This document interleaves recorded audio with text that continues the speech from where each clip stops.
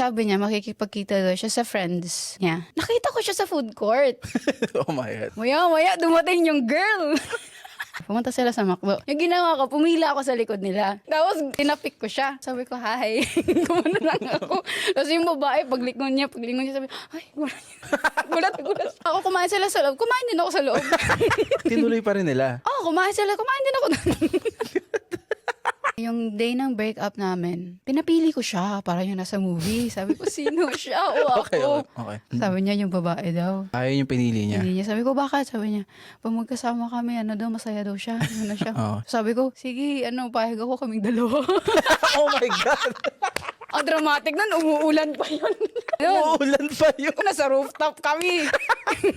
Wait lang, sorry. Ano?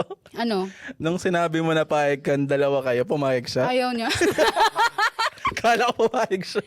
Hindi niya, ayaw niya na daw.